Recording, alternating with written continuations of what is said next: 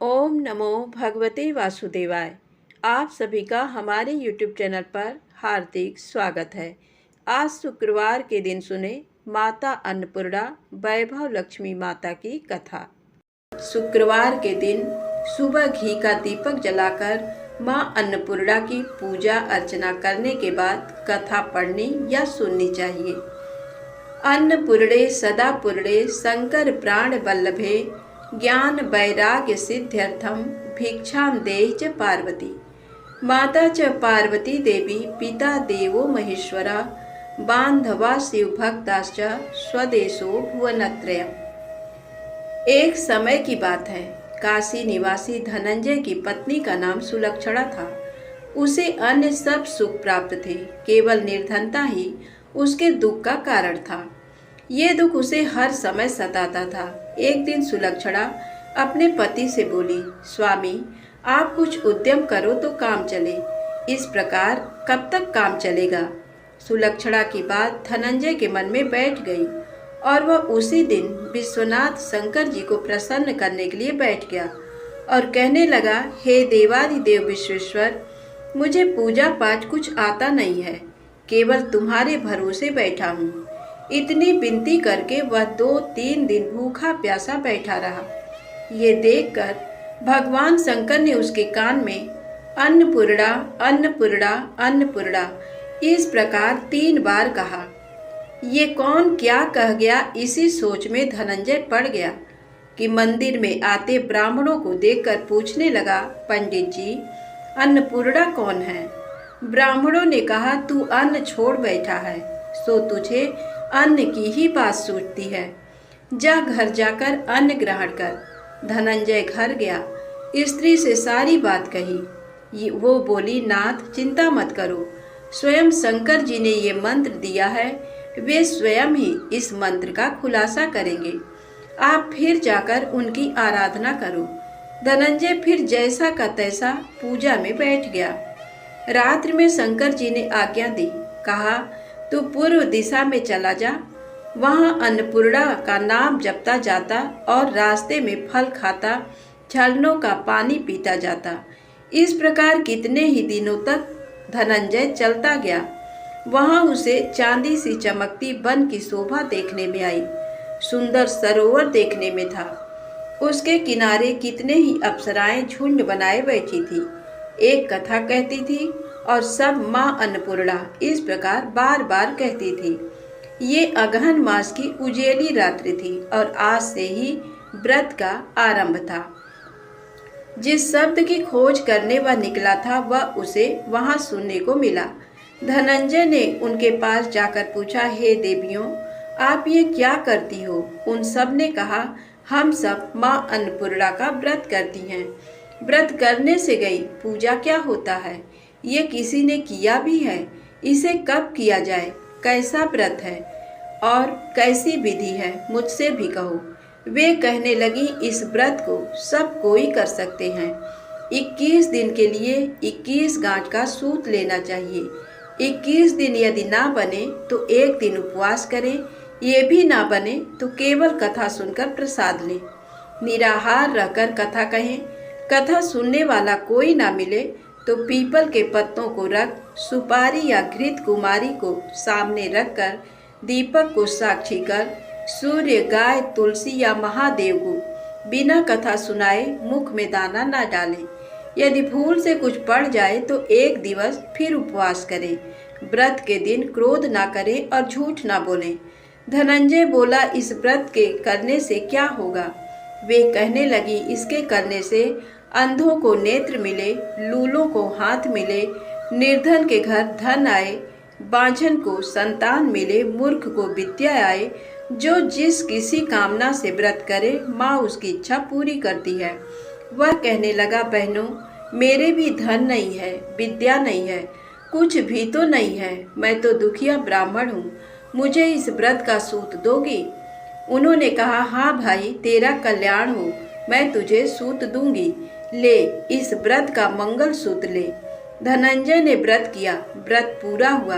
तभी सरोवर में से 21 खंड की सुवर्ण सीढ़ी हीरा मोती जड़ी हुई प्रकट हुई। धनंजय जय अन्नपूर्णा अन्नपूर्णा कहता जाता था। इस प्रकार कितनी ही सीढ़ियां उतर गया तो क्या देखता है कि करोड़ों सूर्य से प्रकाशमान अन्नपूर्णा का मंदिर है। उसके सामने सुवर्ण सिंहासन पर माता अन्नपूर्णा विराजमान है। सामने भिक्षा हेतु शंकर भगवान खड़े हैं। देवांगनाएं चंवर डुलाती हैं। कितनी ही हथियार बांधे पहरा देती हैं। धनंजय दौड़कर जगदम्बा के चरणों में गिर गया। देवी उसके मन का क्लेश जान गई। धनंजय कहने लगा, माता आप तो अंतर्यामिनी हो, आपको अपनी दशा क्या बताऊं। माता बोली, मेरा व्रत किया है, जा संसार तेरा सत्कार करेगा। माता ने धनंजय की जिह्वा पर बीज मंत्र लिख दिया। अब तो उसके रोम रोम में विद्या प्रकट हो गई। इतने में क्या देखता है कि वह काशी विश्वनाथ के मंदिर में खड़ा है। माँ का वरदान ले धनंजय घर आया। सुलक्षणा से सभी बातें कही। माता जी की कृपा से उसके घर में संपत्ति उमड़ने लगी। छोटा सा घर बहुत बड़ा गिना जाने लगा।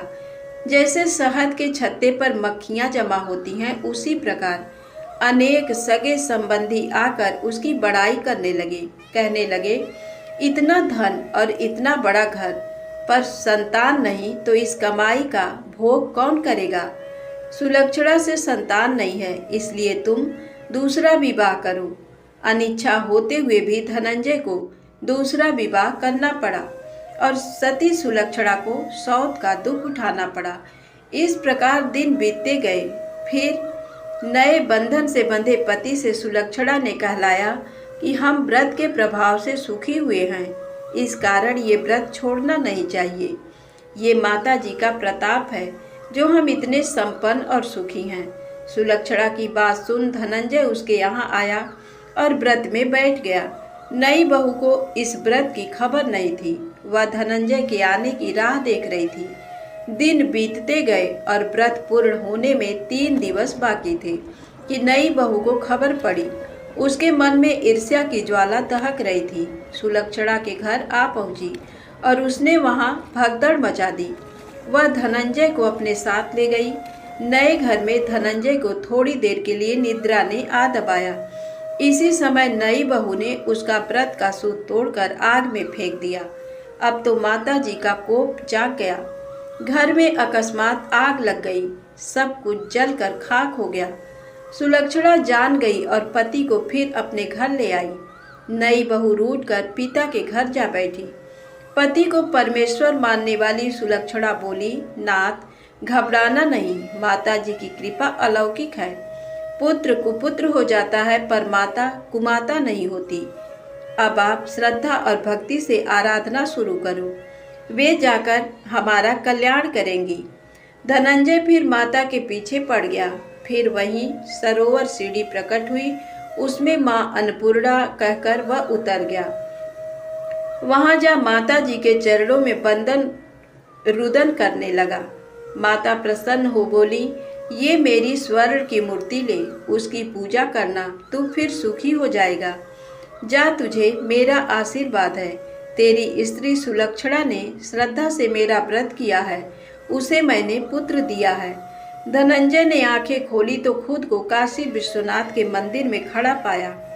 वहां से फिर उसी प्रकार घर को आया। इधर सुलक्षणा के दिन चढ़े और महीने पूरे होते ही पुत्र का जन्म हुआ। गांव में आश्चर्य की लहर दौड़ गई। मानता आने लगा। इस प्रकार उसी गांव के निसंतान सेठ के पुत्र होने पर उसने माता अन्नपूर्णा का मंदिर बनवा दिया। उसमें माता जी धूमधाम से पधारी, यज्ञ किया और धनंजय को मंदिर के आचार्य का पद दे दिया।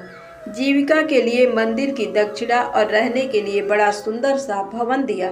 धनंजय स्त्री पुत्र सहित वहां रहने लगा। माता जी की चढ़ावे में भरपूर आमदनी होने लगी। उधर नई बहू के पिता के घर डाका पड़ा, सब लूट गया। वे भीख मांगकर पेट भरने लगे। सुलक्षणा ने ये सुना तो उन्हें बुला भेजा, अलग घर में रख लिया और उनके अन्न वस्त्र का प्रबंध कर दिया। धनंजय, सुलक्षणा और उसका पुत्र माता जी की कृपा से आनंद से रहने लगे। माता जी ने जैसे इनके भंडार भरे वैसे सबके भंडार भरे। बोलिए अन्नपूर्णा माता की जय। वैभव लक्ष्मी माता की कथा कहानी। धन के लिए माँ लक्ष्मी की पूजा का विधान है, लेकिन माँ लक्ष्मी के वैभव लक्ष्मी स्वरूप की पूजा का विशेष महत्व माना गया है। ये व्रत शुक्रवार के दिन रखा जाता है। ये व्रत स्त्री ही नहीं बल्कि पुरुष भी रख सकते हैं। इस व्रत से प्रति की सभी मनोकामनाएं पूरी होती हैं, सुख समृद्धि और सौभाग्य में वृद्धि होती है। आइए जानते हैं माता महालक्ष्मी की पौराणिक व्रत कथा। किसी शहर में लाखों लोग रहते थे। सभी अपने अपने कामों में व्यस्त रहते थे। किसी को किसी की परवाह नहीं थी। भजन कीर्तन भक्तिभाव दया माया परोपकार जैसे संस्कार कम हो गए। शहर में बुराइयां बढ़ गई थी। शराब जुआ रेस व्यभिचार चोरी डकैती वगैरह बहुत से गुनाह शहर में होते थे। इनके बावजूद शहर में कुछ अच्छे लोग भी रहते थे। ऐसे ही लोगों में शीला और उनके पति की गृहस्थी मानी जाती थी। शीला धार्मिक प्रवृत्ति की और संतोषी स्वभाव वाली थी। उनका पति भी विवेकी और सुशील था। शीला और उसका पति कभी किसी की बुराई नहीं करते थे और प्रभु भजन में अच्छी तरह समय व्यतीत कर रहे थे। शहर के लोग उनकी गृहस्थी की सराहना करते थे। देखते ही देखते समय बदल गया। शीला का पति बुरे लोगों से दोस्ती कर बैठा। अब वह जल्द से जल्द करोड़पति बनने का ख्वाब देखने लगा, इसलिए वह गलत रास्ते पर चल पड़ा। उसकी हालत रास्ते पर भटकते भिखारी जैसी हो गई थी। शराब जुआ रेस चरस गांजा वगैरह बुरी आदतों में शीला का पति भी फंस गया। दोस्तों के साथ उसे भी शराब की आदत हो गई। इस प्रकार उसने अपना सब कुछ रेस जुए में गंवा दिया। शीला को पति के बर्ताव से बहुत दुख हुआ, किंतु वह भगवान पर भरोसा कर सब कुछ सहने लगी। वह अपना अधिकांश समय प्रभु भक्ति में बिताने लगी। अचानक एक दिन दोपहर को उनके द्वार पर किसी ने दस्तक दी। शीला ने द्वार खोला तो देखा कि एक मांझी खड़ी थी। उसके चेहरे पर अलौकिक तेज निखर रहा था। उनकी आंखों में से मानो अमृत बह रहा था। उसका भव्य चेहरा करुणा और प्यार से छलक रहा था। उनको देखते ही शीला के मन में अपार शांति छा गई। शीला के रोम रोम में आनंद छा गया। शीला उस माँ जी को आदर के साथ घर में ले आई। घर में बिठाने के लिए कुछ भी नहीं था, अतः शीला ने सकुचाकर एक फटी हुई चद्दर पर उसको बिठाया। माँ जी बोली, क्यों शीला, मुझे पहचाना नहीं? हर शुक्रवार को लक्ष्मी जी के मंदिर में भजन कीर्तन के समय मैं भी वहाँ आती हूँ। इसके बावजूद शीला कुछ समझ नहीं पा रही थी। फिर माँ जी बोली, तुम बहुत दिनों से मंदिर नहीं आई, अतः मैं तुम्हें देखने चली आई। माँ जी के प्रति प्रेम भरे शब्दों से शीला का हृदय पिघल गया।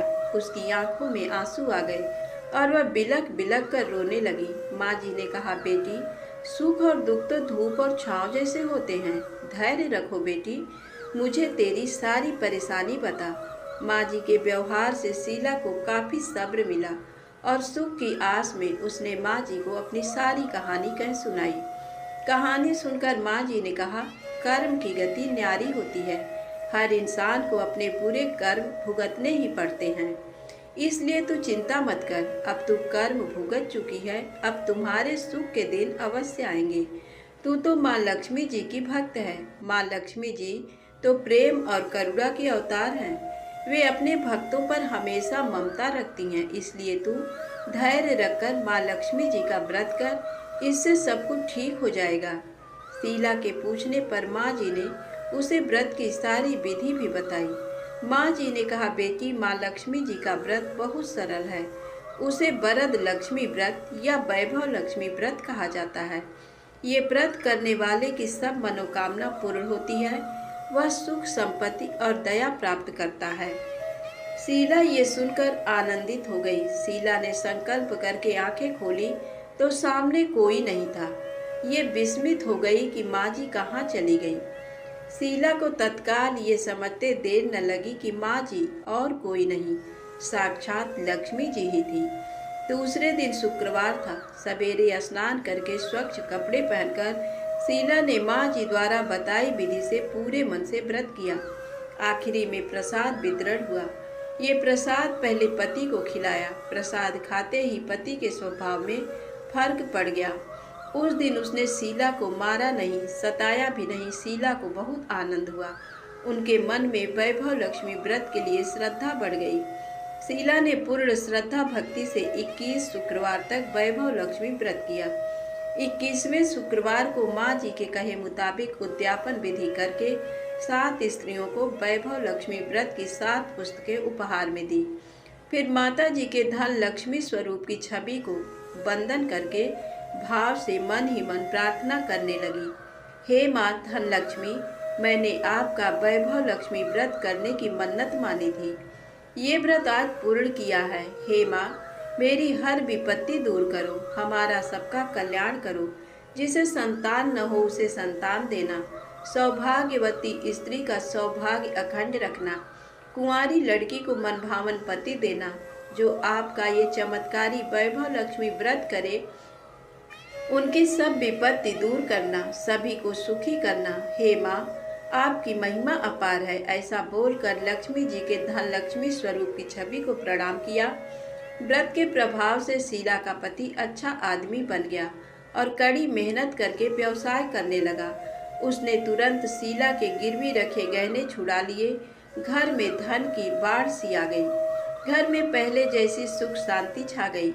वैभव लक्ष्मी व्रत का प्रभाव देखकर मोहल्ले की दूसरी स्त्रियां भी विधि पूर्वक वैभव लक्ष्मी व्रत करने लगी। वैभव लक्ष्मी व्रत 7, 11 या 21 जितने भी शुक्रवारों की मन्नत मांगी हो, उसने शुक्रवार तक ये व्रत पूरी श्रद्धा तथा भावना के साथ करना चाहिए।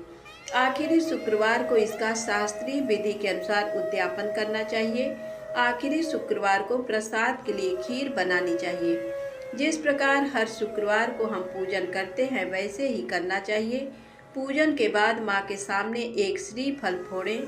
फिर कम से कम 7 कुमारी कन्याओं या सौभाग्यशाली स्त्रियों को कुमकुम का तिलक लगाकर माँ वैभव लक्ष्मी व्रत कथा की पुस्तक की एक प्रति उपहार में देनी चाहिए और सबको खीर का प्रसाद देना चाहिए। इसके बाद माँ लक्ष्मी जी को श्रद्धा सहित प्रणाम करना चाहिए। फिर माता जी के धन लक्ष्मी स्वरूप की छवि को वंदन करके भाव से मन ही मन प्रार्थना करें। हे माँ धन लक्ष्मी, मैंने आपका वैभव लक्ष्मी व्रत करने की मन्नत मांगी थी। ये व्रत आज पूर्ण किया है। हे माँ, हमारी जो मनोकामना हो अपने मन में बोलें। मनोकामना पूर्ण करो, हमारी हर विपत्ति दूर करो, हमारा सबका कल्याण करो। जिसे संतान ना हो उसे संतान देना, सौभाग्यवती स्त्री का सौभाग्य अखंड रखना, कुंवारी लड़की को मनभावन पति देना और जो आपका ये चमत्कारी वैभव लक्ष्मी व्रत करे उनकी सब विपत्ति दूर करना, सभी को सुखी करना। हे माँ, आपकी महिमा अपार है, आपकी जय हो। ऐसा बोलकर लक्ष्मी जी के धन लक्ष्मी स्वरूप की छवि को प्रणाम करें। धन्यवाद। जय माता दी। वीडियो पसंद आए तो कृपया मेरे चैनल को लाइक सब्सक्राइब अवश्य करें। माता लक्ष्मी आप सभी के घर में धन धान्य से परिपूर्ण खुशियाँ दें।